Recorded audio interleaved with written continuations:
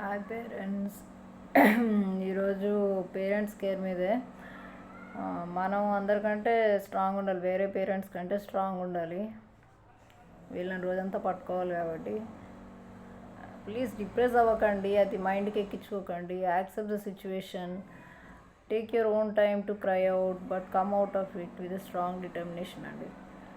Okay, that మన చైల్డ్ని మనం బాగా ట్రైన్ చేయగలము. చాలా ఇప్పుడు ఉన్న సిచ్యువేషన్కి చాలా. మా పాప 2 years అప్పుడు ఎట్లుండేదానికి ఇప్పుడు 7 years అయితే ఎవరు గుర్తుపడబట్టరు. డ్రాస్టిక్ డిఫరెన్స్ అసలు. మీకు మీరు వర్క్ చేస్తూ ఉంటే చైల్డ్ మీద every day you will feel like it's a mile stone అండి. నిజంగా you will get that happiness. You know, వీళ్ళు నిజంగా క్యూట్ లిటిల్ ఏంజల్స్ అండి. Once you start to understand, మనం అండర్స్టాండ్ చేసుకోవాలి యాక్చువల్గా. వీళ్ళని చాలా ఉంటుంది వీళ్ళని అండర్స్టాండ్ చేసుకునే దాంట్లో.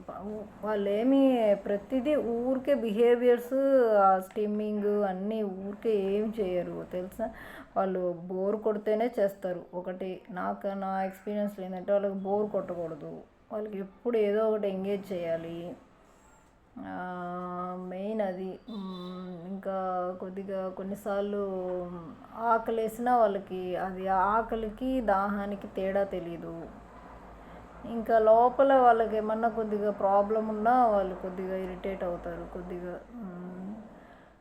అదిను ఆ మూడ్ స్వింగ్స్ ఉంటాయి. ఓకే, ఏంటంటే అన్నిటికీ వాళ్ళు చూపించేది ఏంటంటే ఆ బిహేవియర్ లానే చూపిస్తారు. ఇంకేంటంటే ఇప్పుడు మా పాపతో చూసింది ఏంటంటే, ఇప్పుడు తనకి బయటికి తీసుకుపోవడం చాలా ఇష్టము.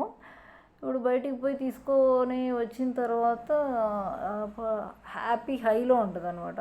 ఆ హై ఇప్పుడు ఇంటికి రాగానే కొద్దిసేపటికి లో అయిపోతుంది, ఇంకా స్టార్ట్ చేస్తుంది క్రాంకీగా. తను ఏం ఎక్స్పెక్ట్ చేస్తుందంటే, ఇంకా ఎప్పుడు నేను ఆ హై లెవెల్ హ్యాపీనెస్లోనే ఉండాలి అన్నట్టు. అదే ఆ రెగ్యులేషన్ ఉండదు వీళ్ళకి పాపం. సో కొద్దిగా మూడ్ స్వింగ్స్ ఎక్కువ ఉంటాయి. లాంగ్ జర్నీస్ తీసుకోలేరు వీళ్ళు కొద్దిగా. అదే నీడ్. ఇప్పుడు కార్ అయితే బ్రేక్ మనం తీసుకొని కొద్దిగా బయట తిప్పి కొద్దిసేపు ఆపి అట్లా చేయొచ్చు. ట్రైన్ అవన్నీ కుదరదు కాబట్టి కొద్దిగా లాంగ్ జర్నీస్ కష్టమే. కానీ అది కూడా మనం ప్లాన్ చేసుకోవాలి, కొద్దిగా ఏం చేయాలి, కొద్దిగా టీచ్ చేయటము. ఇప్పుడు మనం టీచింగ్ అలవాటు చేసామంటే కొద్దిగా లెర్నింగ్ టైంలోనే వాళ్ళకి టైంపాస్ కూడా, we can kill time better అనమాట. వాళ్ళు లెర్న్ చేసుకుంటారు, ఈ ట్యాంట్రమ్స్ తగ్గిపోతాయి యాక్చువల్గా. వీళ్ళు ప్లేలో ఇంట్రెస్ట్ చూపిరండి, అదొక మనకు ఒక పెద్ద డ్రాబ్యాక్ యాక్చువల్లీ. ప్లే టైంలో ఇంట్రెస్టే చూపించరు. ఏదో మొక్కుబడిగా ఆడతారు. అదేందో బ్యాట్ బాల్. మా పాప అయితే 24 గంటలు ఆ డో ఇస్తే ఆడుతూనే ఉంటుంది. కానీ ఆ మౌతింగ్, అదే నోట్లో పెట్టుకునే అలవాటు ఉంటే మాత్రం ఈకండి డో, లేకపోతే డో ఇవ్వండి. యాక్చువల్లీ సెన్సరీ ఇవి చాలా తగ్గుతాయి డో ఇస్తే, యూస్ఫుల్. ఒకవేళ మీకు డౌట్ ఉంటే ఏమన్నా మౌత్లో పెట్టుకుంటారు అంటే మీ కళ్ళ మీద ఉన్నప్పుడే ఇవ్వండి, అది లేనప్పుడు తీసి లోపల పెట్టేసేయండి. మీరు ఎటైనా అటు ఇటు వెళ్తుంటే మళ్ళీ అది లోపలికి పోయి మళ్ళీ అదొక పెద్ద తలకాయ నొప్పి అవుతుంది. అది నేను యాక్చువల్గా స్టార్ట్ చేసిన సెల్ఫ్ కేర్, ఎక్కడికో వెళ్ళిపోయాను. సెల్ఫ్ కేర్ అదేనండి. ఇప్పుడు మనకి డయాగ్నోసిస్ అయ్యింది, మనం స్ట్రాంగ్ ఉండాలి. ఇప్పుడు మీరు 35+ ఉంటే కొద్దిగా యోగా, ఫిజికల్ ఎక్సర్సైజ్ అట్లా చేయండి. కొద్దిగా ఫిజికల్గా మెంటల్గా స్ట్రాంగ్ అవుతారు. ఇది చాలా లాంగ్ జర్నీ కాబట్టి మీరు కొద్దిగా కాల్షియము డాక్టర్ దగ్గర పోయి బేసిక్ బ్లడ్ చెకప్ చేయించుకొని విటమిన్స్, ఐరన్, కాల్షియం అన్నీ బాగున్నాయని చూసుకోండి. లేవు అంటే ఒక మంచి సప్లిమెంట్ వేసుకోండి. సప్లిమెంట్ చేస్తే చాలా మనకి డిఫరెన్స్ ఉంటుంది. ఊరికే మోకాలు నొప్పులు రాకుండా ఉంటాయి. కొద్దిగా పని ఎక్కువ చేయగలం, వీళ్ళు వెనక ఎక్కువ పరిగెత్తగలం యాక్చువల్గా. సేమ్ పాతగా చెప్తారు కదా, ఇంటిని చూడు ఇళ్ళని చూడు అన్నట్టు. మదరే హెల్తీగా ఉంటే ఇంట్లో అందరూ హెల్తీగా ఉంటారు. మనమే ఇప్పుడు దిగులు పడిపోయి సిక్ అయిపోయామనుకోండి, మన పిల్లల్ని, హస్బెండ్ని అందరు ఎవరు చూసుకుంటారు చెప్పండి.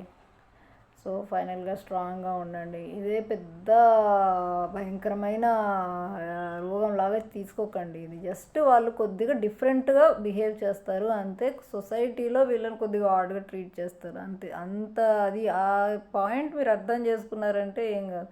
ఎవడు ఎట్లా చేస్తే ఏముంది, నా బిడ్డ నాది అనుకున్నారంటే మీరు అసలు ఈజీగా మూవ్ ఆన్ అయిపోగలరు.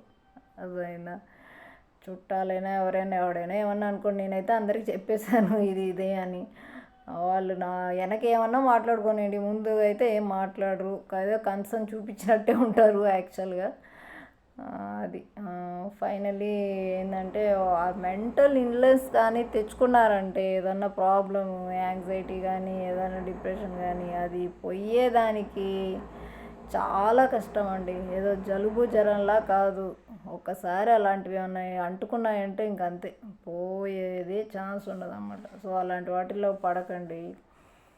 ఇంకా ఇంట్లో ఇప్పుడు మనం కొద్దిగా ఇప్పుడు ఇంట్లో పని చేయాలి, వీళ్ళ దగ్గర కూడా కొద్దిగా ఎక్కువ టైం స్పెండ్ చేయాలి. కాబట్టి మనం మన ఇంట్లో పని తగ్గించుకోవాలండి. ఇంట్లో పని 24 గంటలు మనం కిచెన్లో ఉంటే కుదరదు. సో ఏదో ఒక కూర చేసామా, కాకపోతే హెల్తీగా పప్పు ఉండేటట్టు, వెజిటేబుల్ ఉండేటట్టు ఒక కూర చేసి, ఒక బేసిక్ బ్రేక్ఫాస్ట్, ఇడ్లీ దోశ పిండి ఎట్లా ఉంటుంది, ఒక చట్నీ చేసుకున్నామా, అదే కూర రాత్రి తిన్నామా. చెప్పండి మీ హస్బెండ్కి కూడా చెప్పండి, ఇప్పుడు నేను పాప మీద చదివిస్తున్నాను, నేర్పిస్తున్నాను, సో అడ్జస్ట్ అవ్వమనండి, వాళ్ళు అర్థం చేసుకుంటారు. ఇంట్లో మీరు కన్విన్సింగ్గా చెప్పండి. దెన్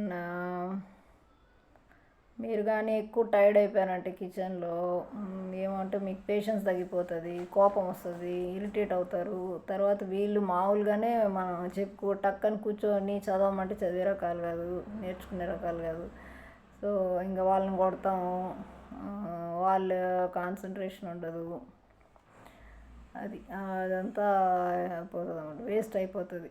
సో మనం ఫస్ట్ కామ్గా కూల్గా ఉంటేనే వీళ్ళని డీల్ చేయగలం. మనం ఇరిటేట్ అయ్యామంటే ఇంకా ఇరిటేట్ చేస్తారు వాళ్ళు. అది మనకు బాగాలేనప్పుడే ఇంకా ఎక్కువ ఇరిటేట్ చేస్తారు, బాగున్నప్పుడు కంటే. అది ఇంట్లో సామాన్లు కొద్దిగా తగ్గించుకొని, దులుపుడు దుమ్ము అవన్నీ, డస్టింగ్లు అవన్నీ కొద్దిగా సామాన్లు మూట కట్టి పైన అటకలో వేసేసేయండి. కొన్ని రోజుల తర్వాత తీసి వాటిని వాడుకోవచ్చు. ఎంత తక్కువ సామాను ఉంటే అంత తక్కువ పని, అంత తక్కువ క్లటరు, ఫ్రస్ట్రేషను. మన పిల్లలకు కూడా ఆడుకునేకి కొద్దిగా ప్లేస్ ఉంటుంది. అది చెప్పాలనుకున్నాను. ఓకే,